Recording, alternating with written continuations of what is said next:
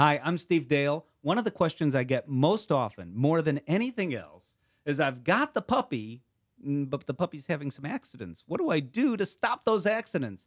A person who knows the answer to those questions and everything else puppy, Andrea Arden, who's on Animal Planet. You've seen her. Underdog to Wonder Dog.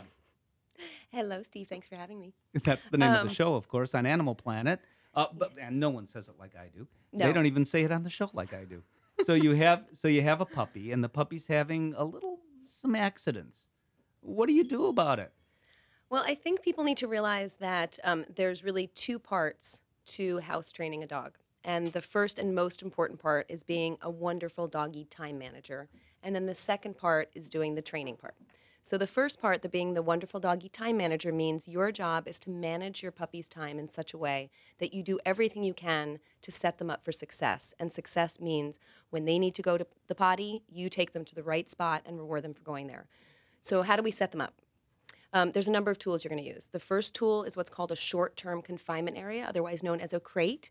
You're going to teach your But I dog to like the other terminology. You've changed it a little. a little bit Is that short-term because confinement. is that because crate turns off some people that you've come up with short-term confinement area? Well, I think sometimes people think of crate as like a shipping crate, and the idea of putting your dog into a box is, understandably not so pleasant.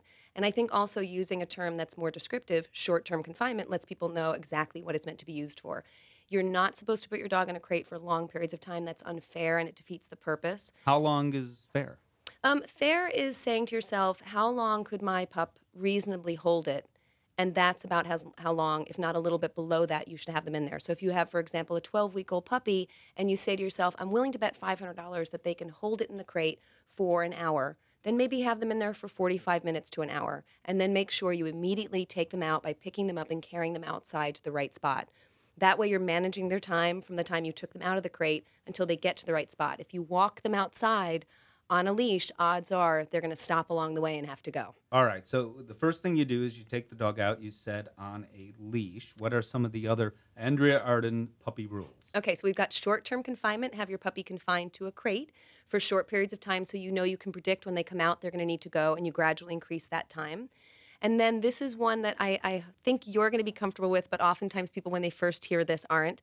I suggest that every single time your puppy is outside of its short-term confinement area, or we're going to talk about a long-term confinement area as well, you have them on a leash, and that leash is either being held by you, you're tethering it to something stable like a chair or a table, or you're stepping on it. And at all times when your puppy's on a leash, they have access to a food stuffable chew toy.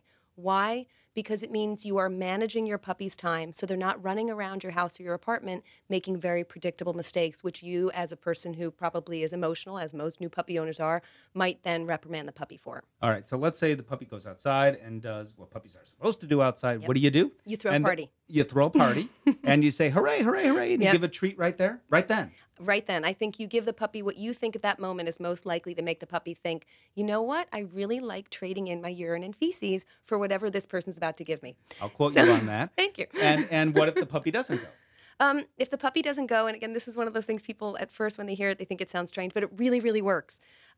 You pick your puppy up, you go back inside your house, you sit down on a chair, you hold your puppy in your lap. Even if you have a big Newfoundland puppy, you sit and you hold them, even if it means you have to get on the ground. And you turn the dog upside down. No, and you wait until. No, you don't, have, to, you don't have to shake them. You don't have to do Okay, anything. You just okay. sit and wait Yeah. because this means you're not letting them have access to go to the bathroom anywhere else. The mistake a lot of people make is they take the puppy out, it doesn't go, they come back in, they put him on the ground or in the crate, and then the puppy makes a mistake.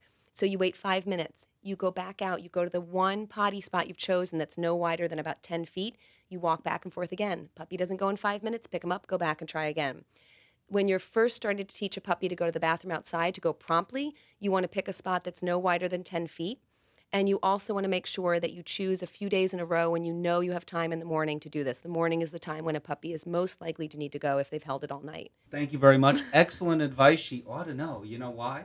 You see her on the Today Show. You see her on Animal Planet. She writes books. Animal Planet show is Underdog to Wonder Dog. I only interview her because I love saying that. She knows her stuff. Andrea Arden. Thank you.